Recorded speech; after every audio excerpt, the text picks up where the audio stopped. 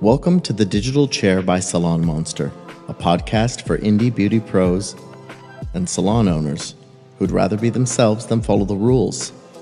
I'm your host, Liam, and this week we'll be talking with Hunter Donia about scaling fast with boundaries and policies that stick. Hope you enjoy. Okay, fantastic. Okay, so I'm here with Hunter Donia, and we're going to have a little chat about industry stuff. Would you like to start by just telling us a little bit about yourself? What's going on? Liam, thank you so much for having me. Super great. Yeah, dude. My name's Hunter Donia. I am an industry business educator. I mostly teach hairstylists how to systematize and automate their beauty businesses. I've been doing this for about 6 years now. I've been in the industry since I was 15 years old. I started when I was in vocational school, and I've been in the salon since my 16th birthday. And I have gotten to a space in which I'm just so passionate about serving other people in this industry by showing them what's possible and teaching them how to achieve what's possible within this career path. With my own experience working with hundreds of stylists, thousands of stylists, if not at this point, and also my own experience and success that I've achieved. And it's just such a blessing, and I absolutely love getting to do it. And I love getting to have conversations with people, with platforms who are doing the same thing, gifting that same type of opportunity and the tools to be able to achieve that success and make it as easy as possible. So I'm really, really excited to be here. Amazing. I'm super excited to have you here. Yeah, I mean, it sounds like you've been in the industry for plenty of time. I've been behind the chair for 26 years. Badass. Still doing it 2 days a week in that bright, blurred area on the other side of the shelf where my friend rents my chair the day I'm not behind it. And then we started this software company to try and help me and then my friends and then my coworkers. So I am with you about being passionate about partly trying to give back and equip people with tools. I don't know about you, when a few years in I started to realize how many people failed early and left the industry. You know, they were told how much money they could make. They weren't told how much money they'd probably make, and they weren't told how much they had to do. When you were coming, so you started in vocational school. When you were done that, at what point were you behind a chair in a salon? Yeah, good question. So funny you say that. It's so true. Like, nobody actually tells you and sets you up with the expectations of what you're getting yourself into. And I mean, especially when I was a kid and I was like telling my parents that I wanted to go to vocational school. And for anybody who's listening to this who doesn't know what vocational school is, it's basically like trade school that you can do while you're in high school. And so in my case, at least. And so when I asked my parents, like, if I could go, I remember both of them from their like stigma of trade school, right? They just thought that's where all like the unmotivated, lazy kids go or something like that. Yes. When, cosmetology was something that I was super passionate about and I could like really see myself making a career out of. And I remember my dad, like me and him were driving in the car at some point. I don't know where we were going, but we passed this house and I was like, I want a house like that one day. And he was like, well, you're not going to be able to afford it being a hairstylist. And it'd be such a cooler story if I was able to say like, and I own that house now. That's not true, but I could probably afford it, like right. I absolutely could make that happen. And nowadays, and I proved him wrong. But they are both so grateful that they allowed me to take that step into that space, because of where it's gotten me now. And I started that vocational program, and I actually was getting my hair done with my mom's hairdresser at a salon close by. And she and I had become pretty close, and she was like really encouraging me. She was like, hey, like, you just started vocational school. Why don't you get a job here as an assistant? And so I was barely 16 yet when she was suggesting this to me. I didn't even think about like, I didn't think I was old enough. I hadn't had a job yet at all. And I was like, I don't know, like that's a little bit crazy. So it was my very first job I ever applied to. I looked insane because I was very expressive with my like identity at the time. Like my hair was a crazy color, crazy makeup, like really cheap, ugly clothes. Like I was not ready for the bougie salon that I was applying to at all. And they took a chance on me. I went through 4 interviews because they were probably like really slowly contemplating as well. And so literally my first day was my 16th birthday. My manager was like, hey, like if this is your birthday, like you don't have to work. You don't have to work on that day. We can start you the following week. And I was like, no, like this is the best birthday gift ever. I was so excited. And Then it just went on from there. And so once I got my cosmetology license before graduating high school, but then I graduated high school, and I shortly after, probably like 6 months after I graduated high school, I had finished up being a personal assistant with my mentor at the time, and then they put me onto the floor, and then I started taking clients right when I was 18.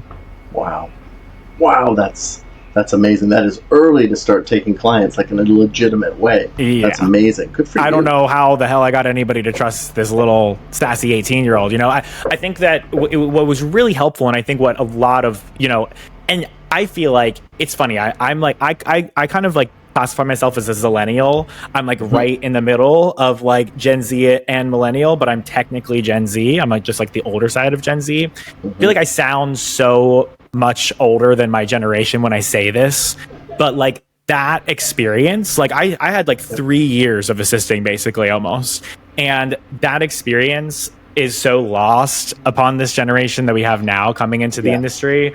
And it was so essential for my success, because I was able to make so many really great deep relationships with the clients that were going to those stylists at the time.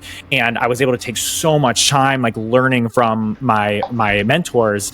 And I was totally ready, even at that very young age, to interact with those people in the way that I needed to have the skill set to be able to take care of them confidently. But then they also trusted me as well too, because Hunter's been washing and toning my hair for like 2 years. Like I'm ready to move on from this mentor whose prices are now very high to this lower price new hairstylist that I already have a relationship with.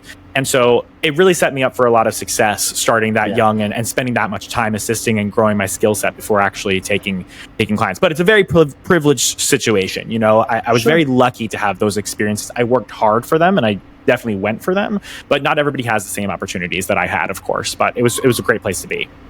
I mean, it shouldn't count as a privilege. Everyone should have that opportunity. It's a shame. I did an apprenticeship, like a legitimate government-sanctioned apprenticeship that required this many hundreds of hours, and a person would come by the salon and check in with me and make sure I was getting the things I was supposed to get in an apprenticeship. Right.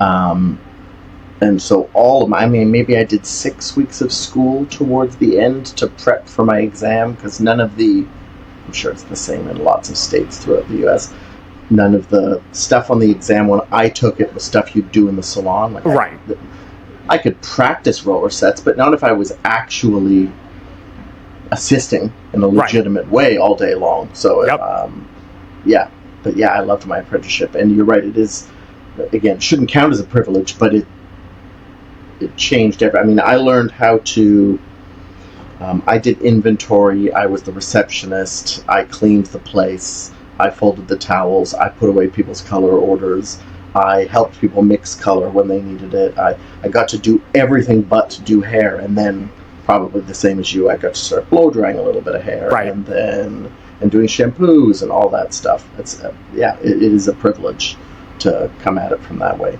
How long were you at that shop after your like when you went out onto the floor officially?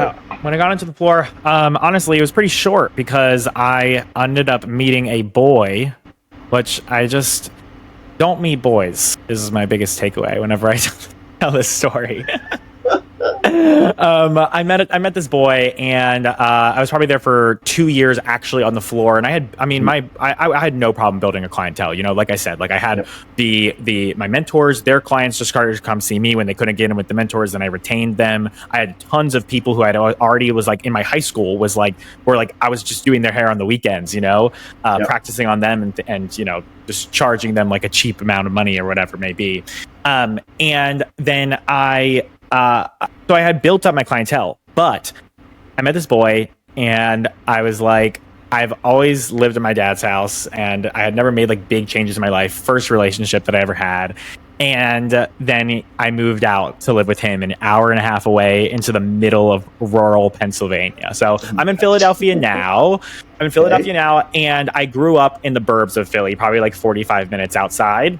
Yep. But then I moved even more to like more central, more west, and it was literally, we're talking like Amish land, Pennsylvania, like horse and buggies on the road. You are like literally like horse poop on your car tires. Like that's very much the situation. It does not smell pleasant. That's the place I moved to. And I started in a employee salon trying to build my clientele there. It was a little bit difficult for me because of just being in this environment that was so different and also not very welcoming to who I was as, you know, with my identity and things like that and what I was used to, what I was marketing and all that. And eventually, so I left that salon that I'd been at for like 5 years that I'd worked so hard to like build my name within. And then I had to kind of build from scratch over there in that space. And eventually I was successful once I moved out on my own. But it was really difficult. It was a difficult move for sure.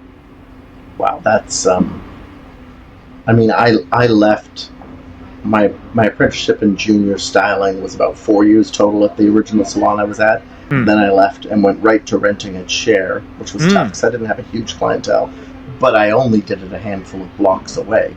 Right. It's not like I moved to Amish country afterwards. I was like, oh, hey, I'll rebuild from scratch in a small town. Totally the same. Yeah, dude. Well, and I was like, oh, like I said, like I'm like young, like, and I was 20, right? I think I was 20 years old, and so I was like, oh yeah, like I'm young, like I know how to do this Instagram thing, right? I'm just gonna post on social media, like as I do that, like nobody else is doing, and grow my clientele. And it was that was not the case. Like and you know, I was not just like posting on Instagram like how everybody tells you to. I was also doing the things that like the old school things, like. Of course, was asking my clients to send me clients, you know, and I was knocking the client experience out of the park. I'm very confident that I was doing that.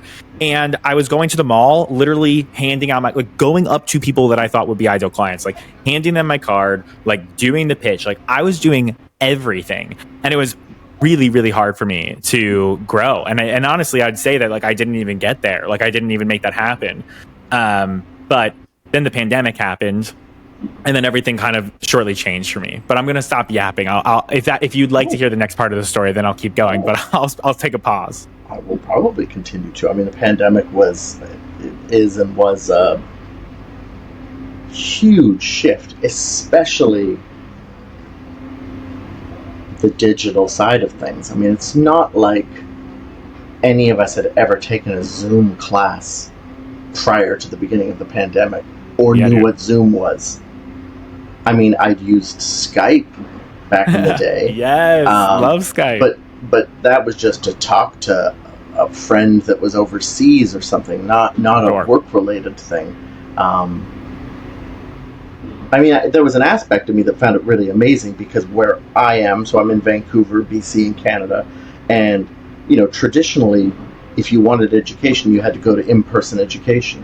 Right. And if you weren't close to a place that had great in-person education, you had to fly somewhere. And for me, I would have to go down to the States, and there would be an exchange rate that hurt a little bit. And so it was harder to do. And then all of a sudden it was not all of it, but lots of it was online. There were a few people ahead of the curve. I know like Pony Studios in Oakland was already doing, I think I was already subscribing to their app at the time. They were already doing really high quality productions with multi-cameras of people. So when pandemic hit, I imagine it was easier for them to pivot. So you were in that small town when pandemic hit. Yeah, I was. And so I was in this employee salon. And you're so right. Like the pandemic just like changed everything. Like it was so crazy. And like you said, like it made that education so much more accessible. It made learning and like doing everything more accessible as far as the digital side of things go. And I had already kind of had this like weird gut feeling that like I wanted to go off on my own at some point. But in Pennsylvania, booth rental is actually illegal. I think there's like 4 to 5 states in the United States where booth rental is illegal. So the only option is you own the salon or you are an employee, like period. Right. Like that's the only way that you do hair, right? And so salon suites... California might be like that. I'm not sure if California is the same way. Like, maybe it was like share rent. No, I'm sorry. It's commission. that I think was not allowed in California. Yes, I think that like the employment laws are just so insane that it's like almost like it's very, very difficult to have an employee salon because of how insane the employment laws are, is from what my understanding is at this time. But yeah, New Jersey's the same way. I forget what the other states are, but it's like 4 or 5 of them in the United States where booth rental is illegal. But the loophole is a salon suite, because you own the salon, like you own the business. That's it's a salon. You have a salon license, and then you have a hair license, right? Like an individual license and then a salon license, and you're working under the salon license. So the salon suite was really my only option if I really wanted to go off on my own. And I had toured it and looked at it when I was totally not ready to do it, when I was in this employee salon, like trying to build my way up.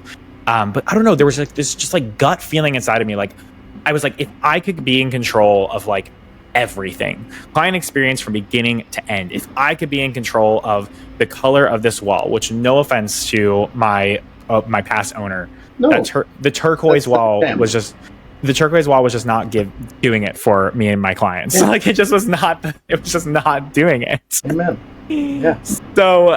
So I just had this gut feeling that like a suite is probably where I wanted to go eventually. And I was thinking maybe like in 3 years, when I really built up, really had a good foundation.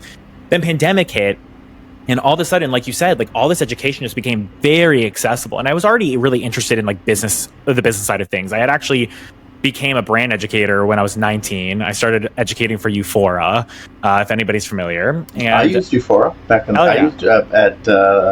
it's been 10 years since I was at that shop, but I loved that line at the time. Yeah, it was excellent. I mean, it still is an excellent line to this day. I love Eufora, and I loved my time with them, and they trained me very well. And when I started with Eufora, they just gave me so much like great business education from like the sales side of things, as far as like client experience, but then also like selling retail and upselling with add-ons and things like that. It was the very first like corporate situation in which I really was exposed to really good business education. I think at the time and prior, most hairlines of most hair brands that were teaching their professionals, they just could not sell business classes because people didn't give a shit. Like stylists did not want to hear it. They didn't care about it. And so they didn't put them out there. Eufora was different, where they really cared about it.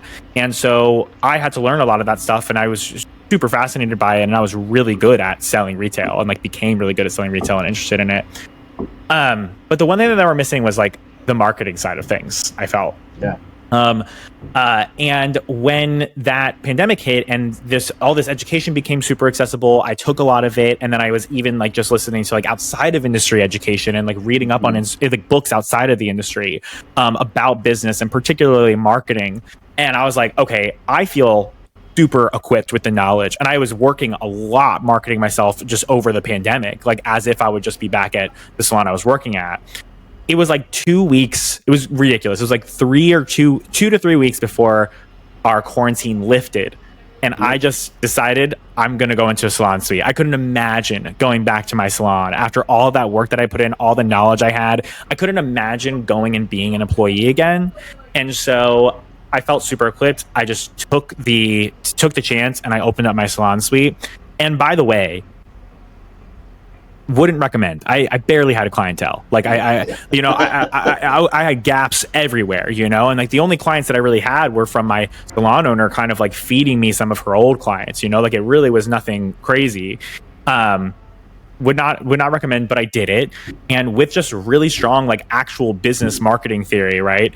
And like all that in education and work that I did over that summer, I was able to blow that puppy up like real fast. And of course, there was like a lot of interest and demand from the pandemic as well too. Like people hadn't gotten their hair done in a long time. So the timing was also very helpful for me as well. I had that as far as my luck goes. But I opened up and I blew it up really fast. It was 3.5 months booked solid, 5 new client requests a week. And I was doing hair out the wazoo very quickly. And it was awesome. It was a big blessing. That's amazing. That's amazing. Yeah, I shifted into a one room. I mean, the equivalent to a salon suite. A friend of mine had rented like a little one room office that happened to have water access and just made it into a one room salon and offered me her chair on her days off. Cool. And I needed to leave where I was at because I was renting a chair, but they wanted They needed people to pay the chair rent for the months that we were shut down, and I just couldn't. I couldn't Yeah. do it. I didn't have it. Like wasn't working, and so I made that move. And there was an aspect of it that was actually better for my career. It made some people comfortable. First of all, just being in a one-on-one setting and not being in a room full of people. Like the people who were really sensitive to the pandemic were very pleased to just not be around a whole bunch of other people. Totally. And then, when it's your baby, I mean, assuming you're a person who can be motivated, it's motivating to Yes. be like, I have to. It's not optional. I can either fail horrifyingly and live in my car, or I have to do this. Good for you. That's amazing. So how did it transition to wanting to share that business information with people? Yeah. I love that you just said that. It's so true. Like sometimes you need to be like, I had a mentor one time tell me this, like you have to be pushed into the middle of the ocean with a canoe and you just have to row. Like that's all you have to do, and you're so right. Like you take it with a different level of responsibility. And what I'd wish is that was the case, because you also said like, if you have the motivation, right? Because sometimes people will do it as like an escape, almost like to leave what they're doing before, instead of well, of course, like that can be a part of it, right? But with also the understanding that now I'm going to have to run a business, and and I think that a lot of people, and we're seeing it, are recognizing like you signed up to run a real business, and if you don't run it like a business, you're not going to be able to do this like sustainably for a long time. And so that's really where that came into play for me, was like I got into the salon suite, quickly got kind of hit in the face with the reality of running a business, although I was definitely ready and I had all that understanding from like the self-learning that I had done.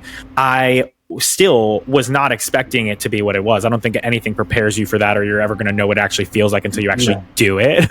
Right? Yeah, you can't. And it's interesting how, like being super booked and busy also brings like a whole different set of problems, like the first set of problems is like, you just have to grow your customer base. I think that's like the main thing, right? You always have to have like customers coming in, make sure your books are filled, whatever it may be. But then when you have a lot of clients, then that also brings on more admin work for you. It brings on more pressure on your time and how much time you have to spend. It brings on a lot of communication and scheduling back and forth. Means more inventory ordering and all of that stuff, right? And so that is what really challenged me when I got into the salon suite. It wasn't growing the clientele that came easy because of all the work that I'd done prior, but it was the streamlining the success that I had and the stress and the overwhelm that it brought me. That was the challenge. And I was able to really like do some alternative, scary, risky things that I like knew needed to happen myself, that were very successful for me, and like creating like systems, automations, boundaries that I could enjoy the success that I created, but also have like a personal life outside of work and make it so I could sustain this success without burning out. Basically, I don't know how I would be able to move forward at that point, like, and have this as a long-term career if I didn't make it more sustainable. So I did all of those things, and if you want me to share examples, I can. But like, I was integrated with some communities of hairstylists, whether it been through me being a brand educator, because I was regionally like educating, and people were asking me just like questions about how I was doing things, and I would, instead of like teaching the color, I would go on rants about the business side of things because I loved it, and that's what people were asking me about. And then I also just would get into, I don't know if did you ever indulge in like Clubhouse, Liam? Yes, absolutely. Clubhouse, that social media app. I certainly spent several months in there, and it was a really, at least for a bit, it was a really interesting place in our industry, I found. Yes. 'Cause everybody went there. I don't think it was a flash in the pan in general. But everybody was there for a hot minute. Yes. And everyone was accessible. Yes. There was no closed doors, and you were just in a room chatting, and nobody even knew that you could stop half the people from being able to talk in the first place. Yes. Yeah, I forgot about that, actually. Thank you for that. That was there was just so many facets to sort of being trapped at home that had cool stuff like that. That was cool. Yeah, so you jumped onto Clubhouse. Yeah, dude. I'm so glad you remember it. It was this very like interesting, like like intense popularity of this app, and it was so invigorating to me to have these conversations with other hairstylists. And again, that was another place where like I had built this little community very quickly and like got really great connections with like people who are like very close friends of mine now, like Nina Tullio and Jay Ladner, who I probably would have never otherwise been able to have a relationship with, you know. Basically, everybody kept on asking me how I was doing the stuff that I was doing. And the best way to teach it, especially because I was teaching a lot of tech, was just like a course, you know, like a digital step-by-step course. So I launched it, and surprisingly, 84 people bought it. And that's kind of what started it all, which was just like, it was so great. I literally was like, if I just have like 5 people join this, then that would be so exciting and so fun that I get to like teach 5 hairstylists how to do this stuff. Like that would be so cool, because I loved educating, you know, and I was really excited to like see how it would work in this facet, and also do it without rules, because as a brand educator, you know, I'm like doing it within like the parameters of how the brand wants me to teach things and the classes I was teaching. But this time it was like all by my own rules. And the fact that like 84 people signed up was just like so nuts. And I remember being so scared. I was like, how the hell am I going to manage these 84 people and like make sure that they all have the results and like all the things? It was terrifying. But that was the start of it all. And then it just grew and grew and grew from there. And it's been such a beautiful and lovely journey. And I'm so appreciative of it, and still very appreciative of it today. Good for you. That's so awesome. It's super fun just helping people succeed. And it's rarely, I mean, one of the sad things I've found over the years is it's, you know, your success is very rarely due to your skill level, right? Unfortunately. It absolutely helps, and being terrible at it is going to be problematic. Right. You know, if everybody's just coming for one hair service and never coming back, that's a problem. But that's not... It's like one part hustler mentality, one part organization. Learning how to use tools. One of the things I do lots of walkthroughs. I do most of the walkthroughs with our new or prospective users with Salon Monster, and you know, I'll give them the demo of the app and talk to them about that. But a lot of the time, it's people who are going out on their own for the first time. And we'll always discuss, I'll show them my website, and then I'll take them to my booking page, and I'll show them my cancellation policy and my booking introduction. Right. And how I gatekeep who gets in, and the form that I use for some people, you know, for people who want a chemical service and not just a haircut. I have a Google form I use that they have to fill out before I tell everyone you can steal anything you want. Please have a cancellation policy, for the love of God. Have a cancellation policy. If anything, please. And please enforce it. Please make it real, enforce it. You know, I usually tell them that I have a weird cancellation policy, so they don't have to steal mine, but that if they can. But yeah, I just, you know, and I don't know if you found this, I found when I'm firm about my boundaries with my guests, I get the guests that I want, and they don't have an issue. Yep. Yeah. Very true. I say if you're truly like especially to the people pleasers out there, I normally say if you are not holding up a boundary because you are trying to take care of everybody, right?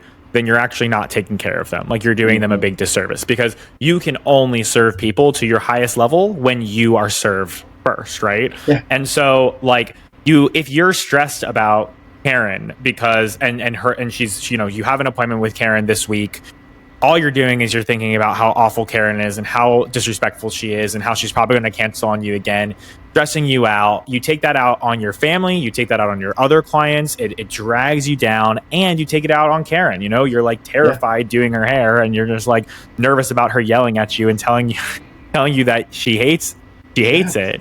And so you're not going to be able to do your best work. And so it's really truly doing a disservice to her to keep her around and to let her stomp all over you. And it's also doing a disservice to everybody else who deserves you at your best, right? Yeah.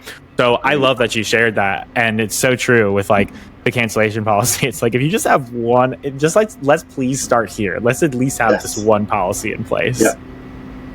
Yeah. I'm a big fan of it. So you started with that course. Yeah. You had, would you say 84, 87 folks Had the first time? 84, so special, so lovely, amazing people join us. That's bananas. I don't know how you would even keep. I mean, that's probably like the size of my regular clientele. So it worked right away. I mean, relatively speaking. Yeah. I'm not saying you then retired afterwards and now you buy boats for fun, but it worked right away. You got people immediately. What was the next step? Did it grow? I mean, obviously you can't. It's a limit to the quantity of people you can grow to within that. As far as your involvement, I was taking a look. What was I seeing here? Do you have more than one group now? Yeah. So great question, actually. And you bring up an interesting point. So so we kept growing. Demand was pretty intense for us. And what I always really found to be important was for me to be a part of it. And I think that any business consultant from outside the industry, they'd probably say like, no, like you need to remove yourself from this. Like you need to like scale your way out of the business, What's your exit strategy? Exactly. Absolutely. And for me, I never started this because I wanted to make money. And I think that that's like where a big part of people wanting to do what I'm doing, people start in the wrong way. Is like, if you're not passionate about this and genuinely love it, then you're never going to make it work, or you're going to make it work and it's just like, you're going to be left with like no fulfillment or like passion, But I really started it just because I was so excited to share this information and I had to charge for it. It just was what it was. But I always wanted to stay an intimate part of it. And it was a big part of the success. And I love the community that I created. And I really like the impact that I made when I was able to have like real conversations with people. And so as we've grown, I've had to make it a little bit less accessible, like with the price, or I have an application only program. So that way I can stay in it and we can make my business successful, because I have to make money doing it to be able to serve these people.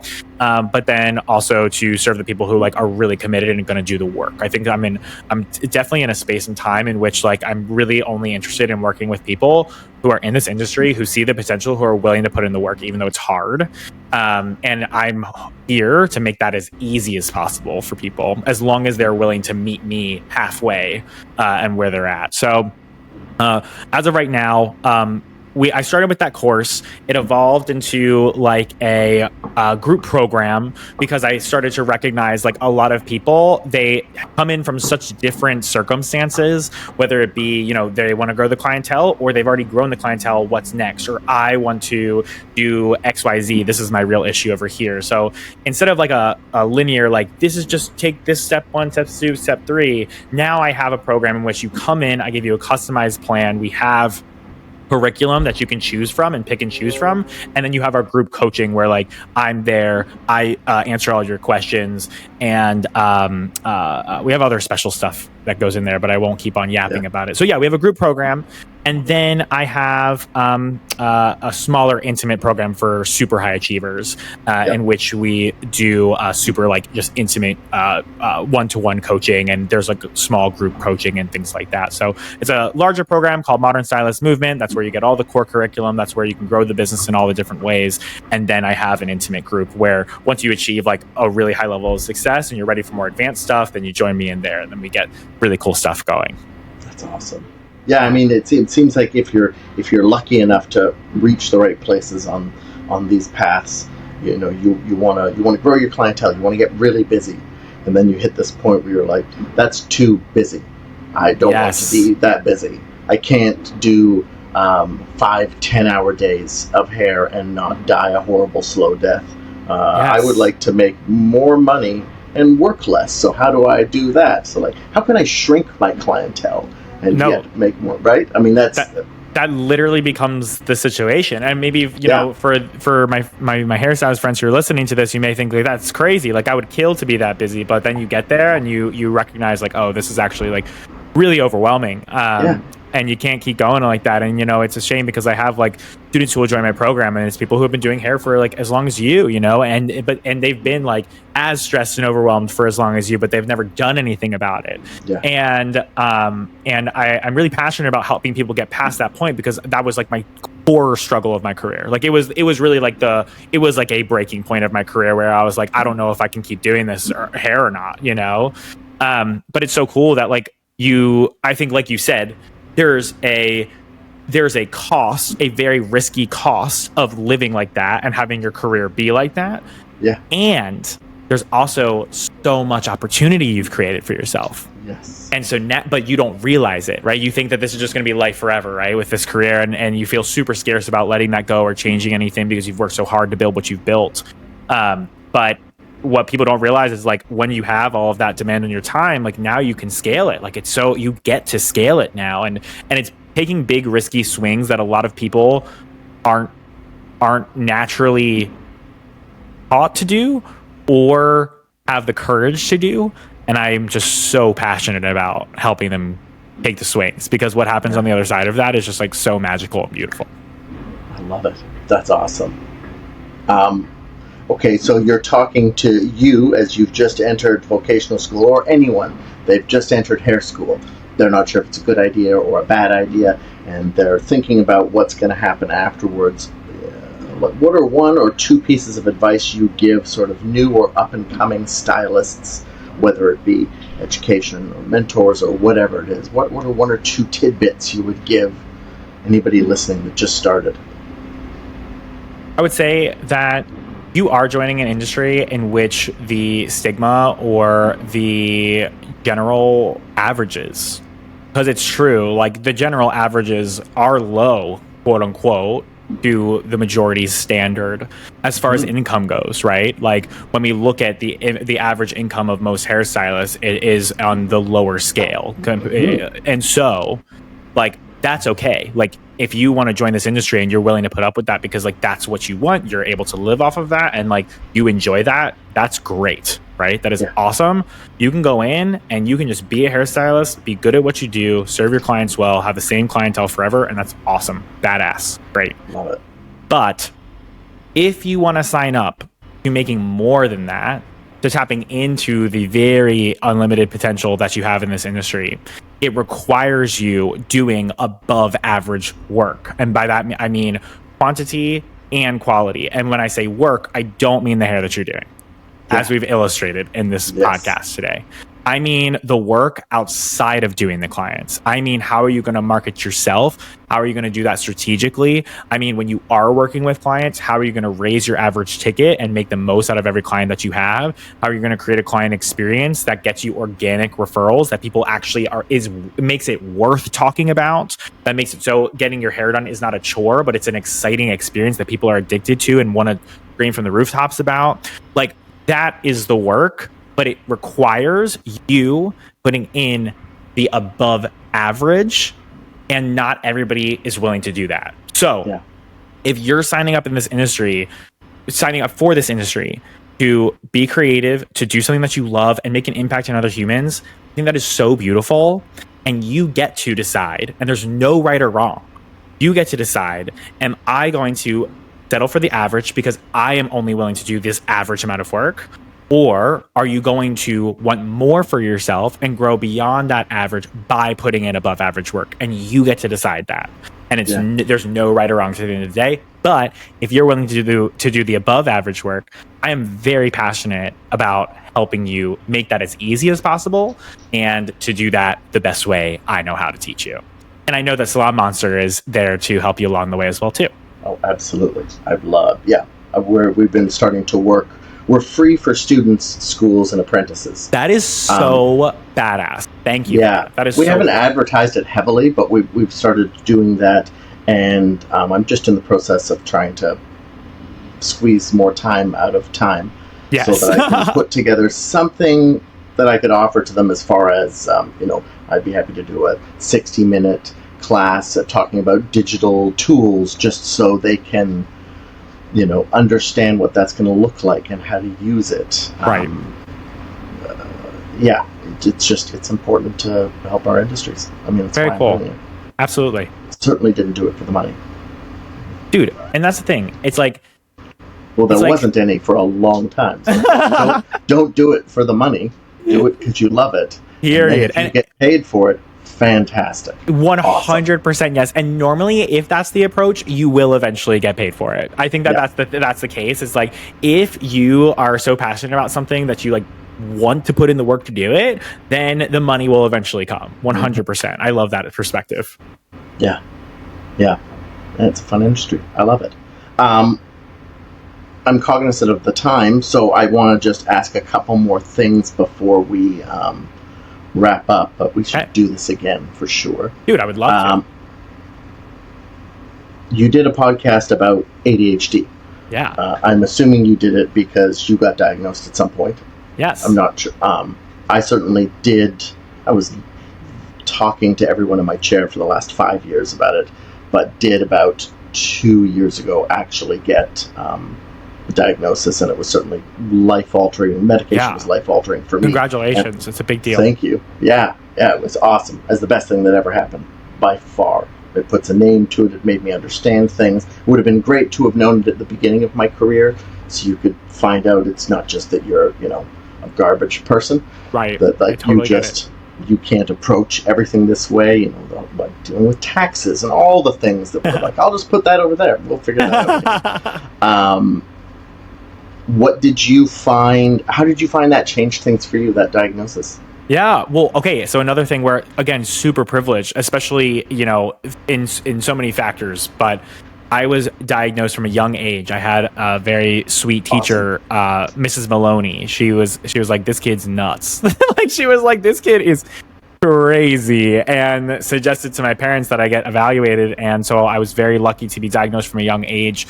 And, that doesn't mean that it doesn't still come with its challenges, and I'm sure that you can absolutely still say that, a diagnosis is awesome because it allows you to properly manage it. It also helps you understand why you are the way that you are, and why you think the way that you think. And it's so interesting how I learn more about myself and how it affects my life every single day. And it's so powerful to be validated with the diagnosis 100%. And so I would absolutely, and I'm sure that you would relate, I would absolutely recommend, if you believe that that's the situation for you, to try, if you have the resources, to get diagnosed.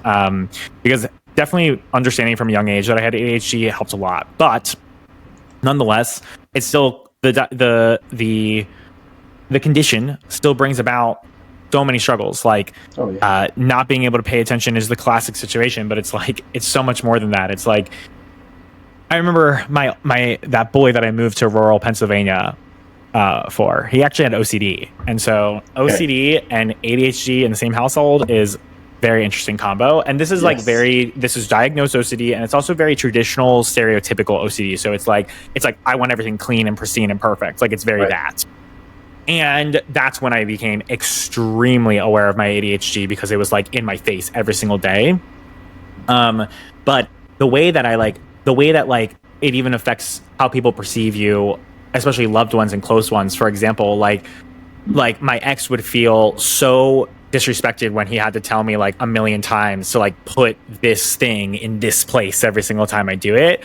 When in reality, it's just my brain doesn't even I don't even have time to even think about that thing that I'm doing. For example, taking off my shoes when I walk in the door, my brain is not thinking about taking off my shoes when I walk in the door. It's thinking about the next room that I'm going to be in to go brush my teeth, or to go open up the computer.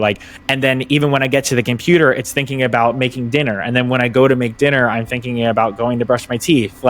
And none of it gets done.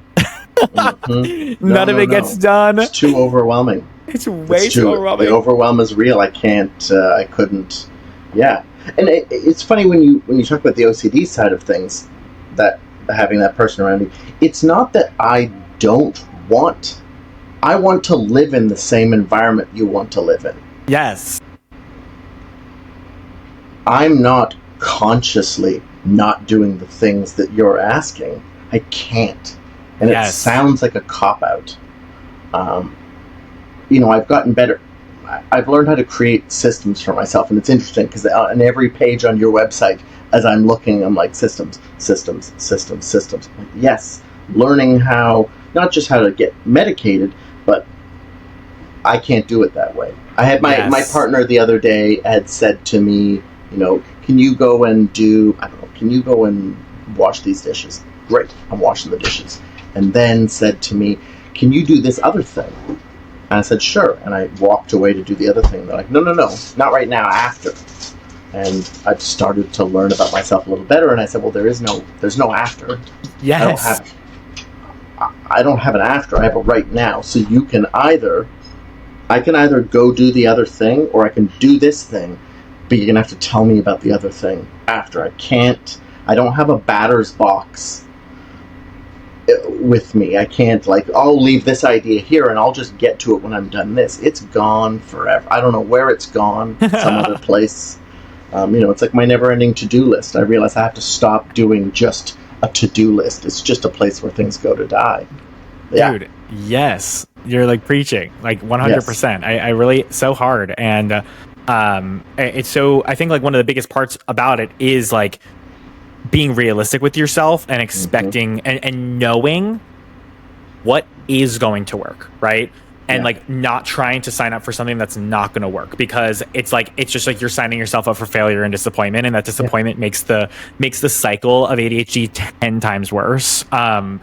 So I love that you're just like, this is the realistic situation. Like, I would love to do this for you, and you're meeting me halfway by sharing with me, like by asking me to do this when it's going to be best for me to be asked to do this, so that I actually get it done. Like, I love that. And again, like even in the broader definition of the word, that is a system, right? Yes. And so, that's actually what has really, I think, brought me to where I am today as far as teaching those systems. Absolutely is my ADHD. It has so much to do with it. It has to do with like, I know that this is how I normally show up within these spaces, or within this behavior, or within this boundary.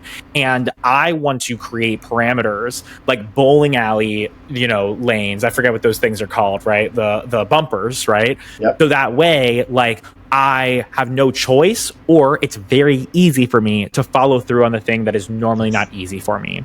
So for example, online booking, right? Like, online booking is so powerful for me because let's say that Susie texts me at 9 a.m. and I'm like, okay, I'll totally get back to Susie. I'm not getting back to Susie. No.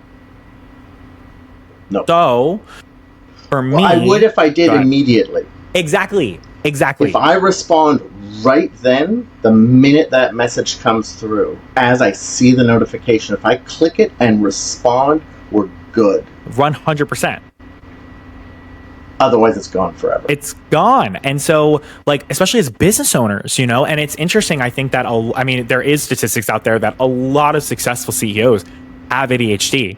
And I think that a lot of this industry attracts people with ADHD. I think that this industry is really excellent, just the actual craft and the basic job of doing hair. I think it's really great because you have no choice but to be doing the job right then and there, right? Yep. Like, the client is in your chair, you have no excuses, no distractions, and you are held accountable to that person who booked that appointment with you, who is going to spend money with you. There is no time for getting lost or distracted or anything like that. You have to do what's right in front of you. I think that's why this job is so great for neurodivergent people. But when it comes to, like I said, the above average work, which is outside of that, that's when it becomes a little bit more difficult. I mean, even when it comes to that client communication, like going back to like the online booking situation, even beyond just like the ADHD, like let's talk about like the people pleasing side of things, right? Like if I'm talking to this person back and forth and they say, well, this date and time works best for me, I now have the option as a business owner who's in full control of my schedule. I now have the option of squeezing Susie into a time and date that I know I probably shouldn't be working, but I love Susie so much, so I'm going to put her in there, versus if I make it so online booking is the only way that you can book with me, or in person, I pull up the online booking link and I share with her like, okay, these are my times and days, then I have that system holding me accountable to my boundaries, right? So yes, like throughout my life, whatever my negative behavior or self-destructive tendencies may be in all aspects, especially of course also in my personal life, but definitely in business, I've had to be able to survive and function like a normal human being and like be happy, like had to create systems for myself. And it sounds like that you're very much, you've done those things, and you're also now even doing it even more because of your diagnosis. Yeah. And it's amazing when you like, for somebody that's sort of like a late diagnosis, looking back and realizing what systems you put in place. Oh, that was a system. Like when I started to take my career really seriously, when I wanted to be busy, I realized the best I could do was, I was taking the bus to get to the shop I worked at, and I would either be exactly on time if I caught the bus or a couple of minutes late, and that's all I could do. And then I decided I had to show up to work 90 minutes early. But I need to be there. It's like when I go to the airport, I'd like to be there the day before and stay at the hotel in the airport on the other side of security, and then just walk onto the plane. And so I started showing up to work an hour and a half early every day, and I had a breakfast sandwich across the street, and I came over and I set up what my chef clients call my mise en place. I got all my tools out and laid them out, and everything was ready, and then I got 30 minutes just to me, and I sat in my chair in silence, and I was ready to go. I don't actually take my meds when I do hair. Yep. I can always do the task in front of me. Yes. Like if it's non-optional, you showed up, and I know I have to be done at this time because the next person shows up, and the fear of not being available for the next person is so outweighs my brain's ability to screw me. Yes.